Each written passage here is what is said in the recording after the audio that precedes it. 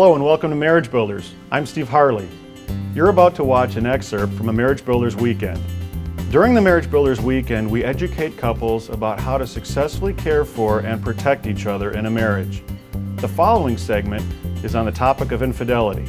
Whether you've been directly affected by infidelity or not, I strongly encourage you to watch the whole 28-minute session. You will find it informative regardless of your situation.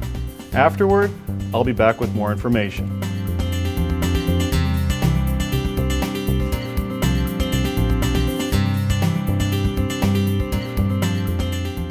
All of these lessons will solve all of the problems that you have. So you have to kind of look through them and see which are the lessons that are the most important. But we've covered the issue of creating a lifestyle that is going to work for both of you. We've covered the issue of avoiding love busters, the things that you would do to hurt each other. And we've covered the issue of meeting each other's important emotional needs. Those are the three main issues. But there is one more issue that I want to raise, that I want to take the next segment for, and that is infidelity. Infidelity is a romantic relationship outside of marriage. It's a romantic relationship outside of marriage. Infidelity is one of the most painful experiences that a betrayed spouse can encounter in life.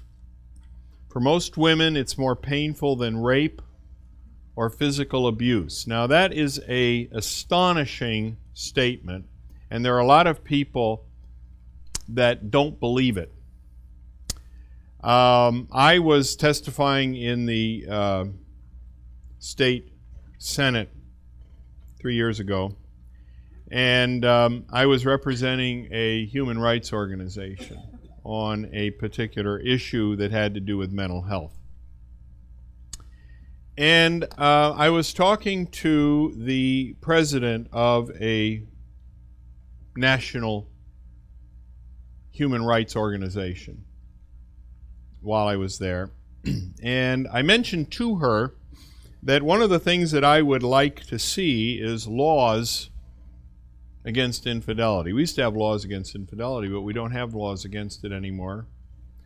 And I said the reason I want to see laws against infidelity is because it's the most painful experience anybody can have if they are the betrayed spouse.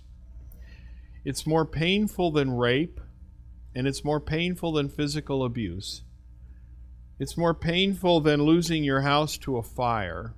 And for many women I've talked to, it's more painful than even losing your own children. And I said, here we have a situation that creates so much intense pain, and yet there are no laws that prevent it from happening. And with the situation that we have now, where the laws have been eliminated in 1978 here in Minnesota, they got rid of the law against infidelity. They took it off the books. And we have seen infidelity increase ever since. Infidelity was a tragedy back then, but it's a tragedy that is growing because there's nothing to stop it. There are now websites on the internet that encourage people to have affairs. There are companies that are created to protect your privacy so that you can have your affair without being discovered. There are books that are being written to teach you how to have an affair successfully. It's the most painful thing that any person can do to anybody else. Well, this lady that I was working with said, well, I have to tell you something. I was gang raped when I was 17. And it was a horrible experience, something that it took me quite a while to overcome. I had counseling. But when my husband had an affair 10 years later, I can tell you that was the worst experience I'd ever had. I agree with you wholeheartedly. I agree entirely with you that infidelity is probably the worst thing that anybody can experience. Now, I have heard this from many, many people. If you listen to our radio show, you'll hear people on every day who are the victims of infidelity, and they will agree with us that it's the worst thing they've ever gone through. They've gone through terrible things. They have witnessed terrible things. We have done surveys of some of the people that we have worked with, and we've asked people, can you think of anything that was worse? Anything that was worse than infidelity? They can't think of it.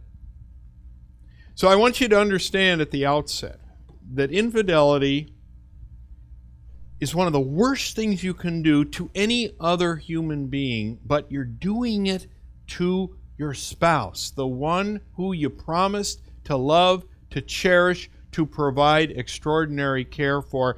If marriage is a relationship of extraordinary care, infidelity is the worst violation of that promise. There is nothing you can do that can compare with the pain and suffering that you create when you've had an affair. Now, the reason that I say that is that I want to put infidelity in context. I want you to understand why at Marriage Builders we put so much emphasis on encouraging couples to avoid affairs. When I wrote His Needs, Her Needs, the bullet line, on His Needs, Her Needs is building an affair-proof marriage. And this was back in 1986, and everybody was saying, that's not a good subtitle. That's not a good subtitle. You say you should call the subtitle is How to Have a Great Marriage. His Needs, Her Needs, How to Have a Great Marriage. I said, yeah, but I want people to avoid affairs. They said, it's not a big deal. It's not a big issue. And when the book first came out, the lady came up to me and said, you're just trying to scare me. My husband travels a lot, and now I'm going to be thinking all the time that he's having an affair. I said, this is a terrible thing to write a book about, because my husband isn't going to have an affair, and I'm going to be worrying about it all the time. I wish I'd never read your book.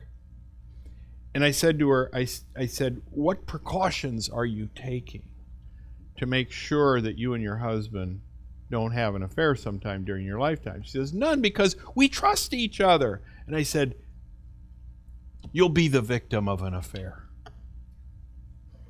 I don't know. I don't know whether she was the victim of an affair. But I'll bet she was. Because if you don't take precautions, you will experience one of the worst affronts, one of the worst things you can do to hurt your spouse.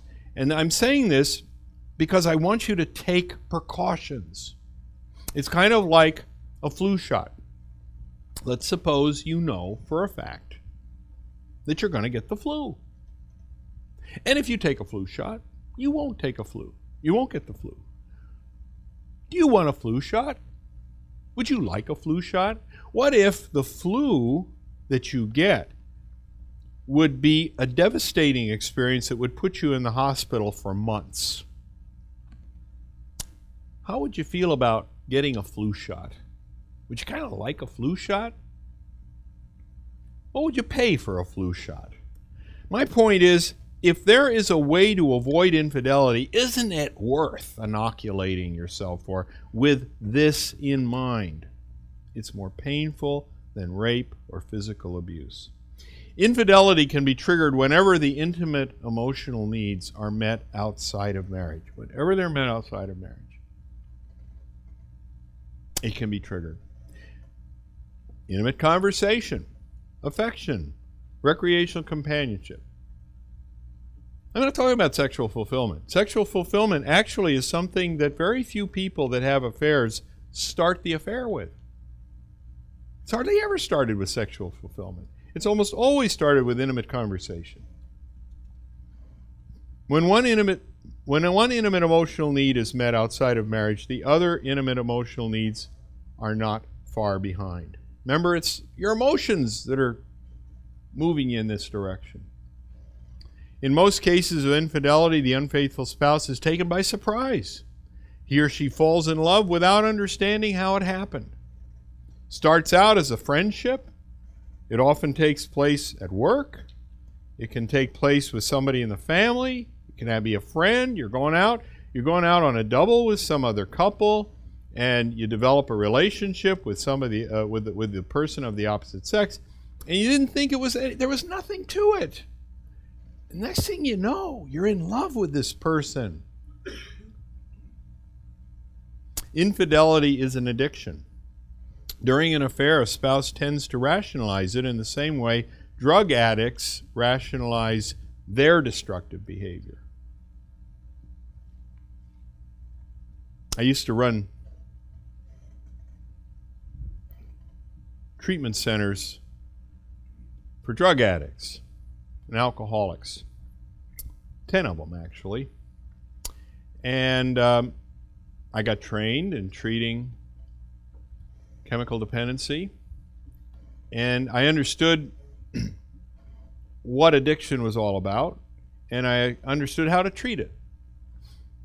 And when I started working with people that were having affairs, I realized that I was talking about the same phenomenon, same things, same excuses, same tendency to dodge the ultimate treatment, which was to have absolutely nothing to do with the source of the addiction.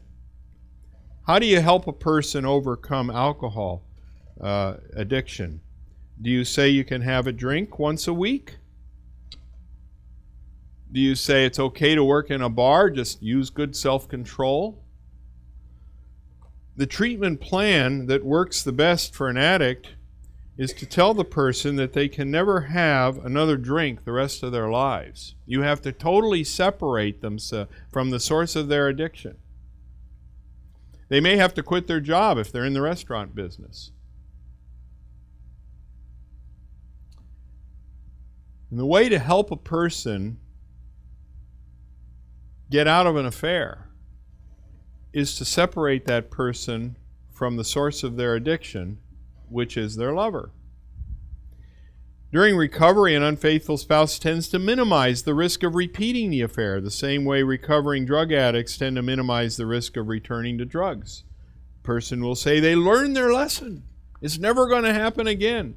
They didn't understand how dangerous it was and how harmful it was, and from here on out, their character will take them home. They will be perfectly under control because they didn't understand the problem. Drug addicts feel the same way. So do alcoholics. Infidelity is so painful that extraordinary precautions must be taken to avoid it. Like I say, I feel that having the flu for 3 months is nothing compared to what you're putting a spouse through when you've had an affair. You would take precautions to avoid having the flu. The question is, what precautions would you take to avoid putting your spouse through literally the worst experience of his or her life? So you need to take extraordinary precautions. It just makes sense. Yet it's so addictive that over half of all marriages experience it. I'd say 60%. It's so painful that you must take extraordinary precautions to avoid it. Yet it's so addictive that more than half of all marriages experience it. I think it's more like 60%. We've done some surveys, and that's the number that we're coming up with as what most people experience. If you've never had an affair, and if your spouse has never had an affair, you are a couple that is in the minority. The majority have gone through this horrible experience. And most marriages that experience an affair never do recover from it. Some may stay married, but they never really do recover. So, to guard against infidelity, let me give you some suggestions. Maintain a romantic relationship in your marriage by meeting each other's intimate emotional needs. You will go a long way to provide the extraordinary precautions by making sure that you and your spouse are meeting each other's intimate emotional needs. As I said before, there are no excuses for an affair, but there are reasons. And one of the most common reason is that in our marriage, we stop meeting each other's intimate emotional needs, and I found somebody else that would meet them, and I am now unable to detach from that person. That's what I hear most commonly. Don't ever let someone of the opposite sex meet any of your 4 intimate emotional needs. Now, let me say this. There will be a time in your marriage, there has been a time, I'm sure, when your emotional needs have not been met. Don't let that weakness trigger an affair. Instead, say, I am very upset about the fact that our emotional needs are not being met, but I am not going to let anyone else meet them for me. I am not going to have anyone else of the opposite sex talk to me intimately. Some of the opposite sex will not be my favorite recreational companion. Some of the opposite sex will not provide affection, and certainly nobody of the opposite sex will make love to me. I have reserved that exclusively for you. Now, let's get our act together here. The basic idea is that you want to have your emotional needs met, but in the case that you don't have them met, you don't want to make this tragic mistake. Be radically honest with each other if you ever begin feeling attracted to someone of the opposite sex. Radical honesty is one of the best extraordinary precautions that you can take. That if you tell your spouse about the feelings that you have towards someone, it's going to nip that relationship in the bud. You might come home and say, you know, I have got feelings that I should not be having for our best friend. And we go out to dinner with him a lot, and I got to tell you that I react to him in a way that's probably not healthy. That confession will end your relationship with that couple, and it should end. If you find somebody particularly attractive, don't have anything to do with them. Get that person out of your life, even if it means changing your job. Don't risk it. Again, I come back to the point I made in the beginning. It's the worst mistake you'll make in life to have an affair. The question is, what kind of precautions should you take to avoid it? Some people think I'm crazy. I'm paranoid. I'm thinking that there is infidelity around every corner. There is. There is. I mean, the average person will have an affair.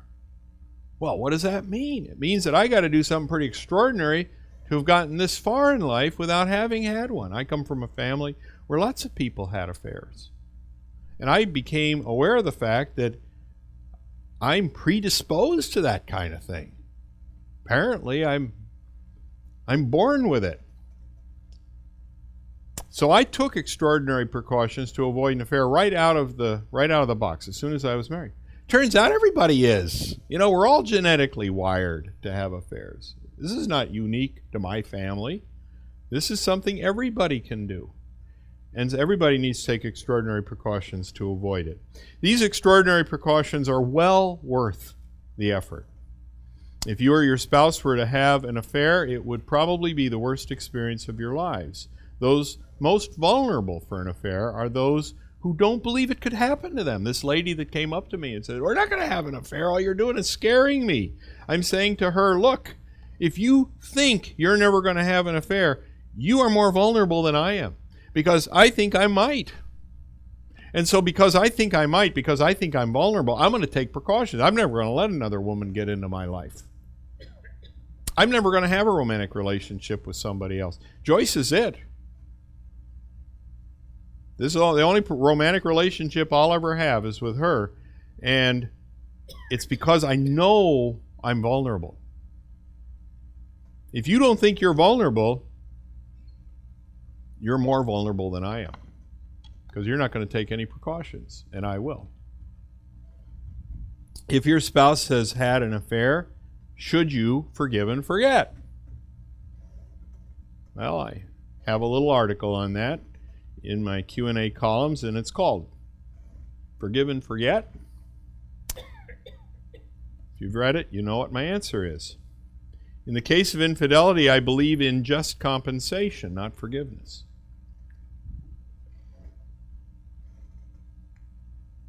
It's too serious an injury to ignore. Now, I believe in forgiveness. I'm a Christian. I believe that we should forgive others in the way that Christ forgave us. But in the Bible, it also talks about just compensation. And forgiveness is for situations where you have no opportunity to repay a person for the debt, and you have repented of what you've done. In the case of infidelity, a lot of people are forgiven when they haven't repented. Matter of fact, they tell their spouse, I don't think I did anything wrong. Should that person be forgiven? And then the person can provide just compensation. They can do it. It's kind of like loaning a person money, and they said, I'd rather buy a boat with the money I owe you. So instead of paying you back, I'd like you to forgive my debt. I have the money to pay you, but I don't want to pay you. I'd rather buy something else. Should you forgive the debt? No, because they can pay you. They have the money. They'd rather buy a boat. So they buy a boat, and you take them to court and say, I'm sorry, you owed me this money. Pay me now. Sell the boat, pay me. That's the right thing to do. In the case of infidelity, the right thing to do is to require just compensation. Now, what is just compensation? Well, what is it? Is it money? It's not money. The just compensation I recommend will not only help heal the betrayed spouse's wound, but it will also heal the marriage. So I'm talking about just compensation that the person having the affair actually has in their pocket. They can do it. And I'm saying that just compensation will solve the problem. It'll heal the person that's been betrayed, and it will heal the marriage. So, here's the just compensation that I recommend. If your spouse has had an affair, if you've had an affair, this is what I recommend that you do. Step 1, never see or talk to the lover again. Create extraordinary precautions to prevent chance encounters. That's the first step of recovery after a person's had an affair. You cannot imagine how many calls we get from people who have said that my wife has had an affair with somebody in the office and now tells me that the affair is over, but she goes in and sees him every day, and it's killing me. Two problems here. Two problems. If you see the person, you are at risk of triggering the affair all over again. And if you see the person, you are adding offense to the offense of the affair. Every time you see the person, your spouse is going to re-experience the pain and suffering that you've caused. It is not only a risk for a repeat of the affair, it is also an offense to the betrayed spouse. It's making life more difficult, more miserable for the person who has already been seriously injured. Step number 1 is absolutely essential. We do not make any exceptions. Never see or talk to the lover again. It can be a sister of your spouse or a brother of your spouse. It can be a close friend. It can be your boss. Whoever it is, you can't see or talk to the person again. Step number 2, expect a period of withdrawal that includes depression and uncharacteristic moodiness from about 3 to 6 months. Now that means that your spouse has said, okay, I'm never going to see or talk to this person again. Expect your spouse to be in a lousy mood for a while. This is what I tell people that are dieting. I tell the spouses. I'm with this lady I'm working with. Her husband needs to understand that she's not going to be happy for a while. Dieting makes you moody, irritable. I know from personal experience, every time I go on a diet, I am not a nice person to be around. I have to really be careful around Joyce. I get upset very fast. Well, you're going through withdrawal. In my case, food withdrawal. In the case of somebody having an affair, it is withdrawal of the person who they became addicted to. It makes them upset. Then the question, well, why should you be together when you're that way? Aren't you going to withdraw love units? Yeah, you're going to have a problem depositing love units during that early period. But at the same time, what are the alternatives? There are no good alternatives. I want you together. I want you together. Now, I want you together more than 3 to 6 months. I want you together for 2 years. You have to be together for 2 years, working really hard at restoring your marriage. And at the end of 2 years, you've created a successful romantic relationship by achieving the 3 goals of marriage that we talked about. It takes 2 years. It takes 2 years. The question is, what happens after 2 years? Trust is restored. Trust. Can you imagine trusting a spouse that had an affair after 2 years of recovery? To me, it's a miracle. I can't believe it. As a counselor, I don't trust the guy. But his wife does. And his wife has forgiven him. Who am I to judge? What's amazing is that these marriages recover. When I first started doing this, I could not imagine anybody getting over it. Now, there are a lot of people that have told me that they haven't gotten over it. 30 years has gone by, and they haven't gotten over it. But they haven't gone through the procedure I recommend either. The people that have gone through this procedure that I recommend have gotten over it.